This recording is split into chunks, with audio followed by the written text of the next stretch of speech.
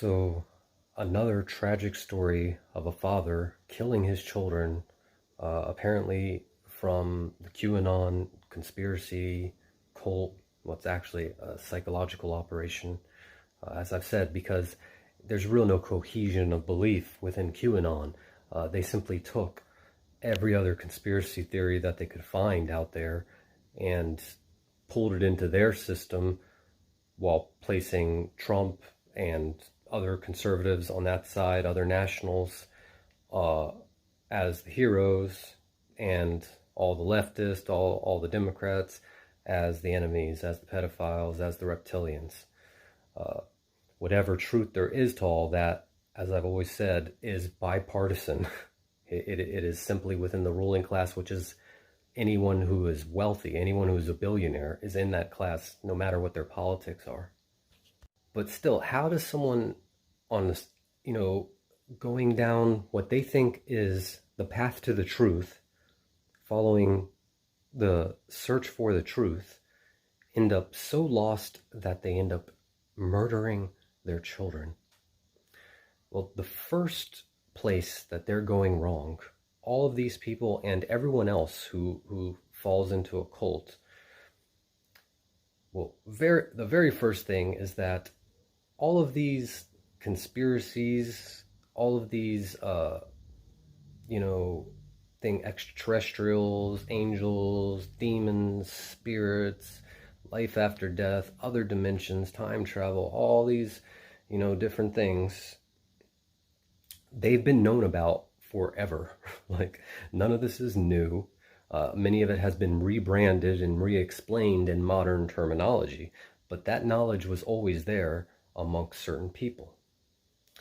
So those that are coming to this knowledge not on a spiritual path, but simply as an accumulation of information, of interesting things that they are finding out, without the wisdom and guidance coming from the higher self and the heart, one will definitely be led astray. And one of the prime mistakes that they are making is that, for instance, when I talk about angels, the very first time that I truly believed in angels was when I experienced an angel directly. Didn't see one, but there was something there that I had never felt before. There was an energy and an intelligence there that I never felt before. Eventually, I did end up seeing them. I've seen them multiple times in different forms. But this is how I know they're real.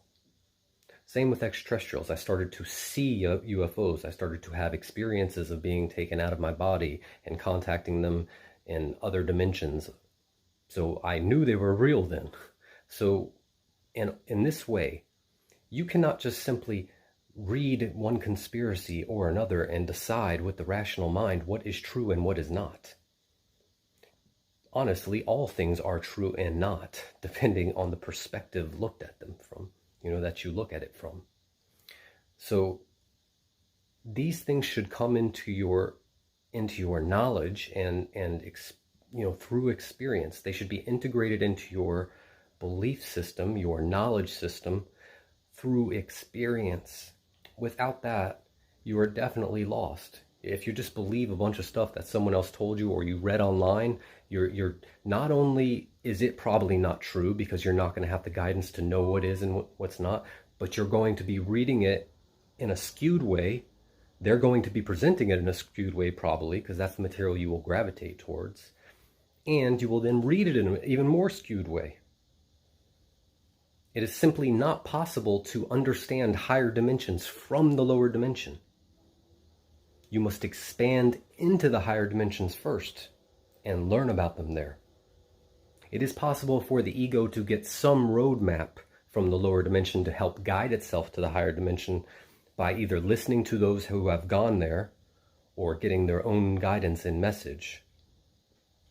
For instance, to know that, say, pornography or drug addictions or any of these things are detrimental to the spiritual path.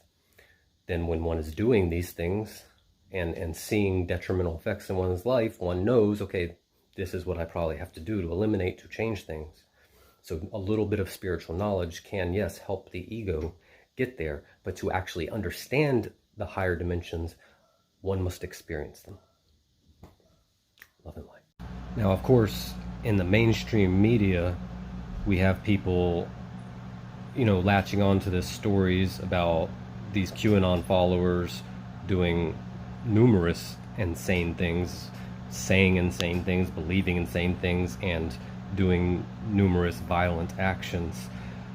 But what they take away from that is that all of the QAnon beliefs, every bit of them through and through, is a fabrication. That is insanity. That's foolish. That's just a ridiculous assumption that I, of course, don't think most of them actually believe. That is a narrative that's being pushed, and that's the other side of the agenda. So first is to sideline you from the truth that there are extraterrestrials and dark cabals and all this stuff, and again make it seem like it's just over there, which is convenient for one group. So this was their preemptive way of dealing with these things. Also, when the inevitable result is this, because interlaced with whatever truth that is there, they are mixing it up. They are adding a bunch of nonsense. And so the people believing this are going to integrate nonsense into them, insanity into them, chaos into them. They're not going to gain clarity, they're going to gain the opposite. So inevitably we will have a result like this which discredits all the information. So it works to their benefit. So now there are plenty of people who were believing in the Q stuff that are now seeing the insanity of the movement, who are now like, well, there aren't any extraterrestrials. It was all a bunch of nonsense. There's no cabal. There's no elites. There's no conspiracy to subjugate people or the masses. Politicians are all telling the truth. There's no aliens. Which, again, that's just as insane as believing in the QAnon narrative. Okay? So don't fall for either side of these. You must learn the truth yourself, directly from experience. There's no other way. There's no other way to know. Love and light.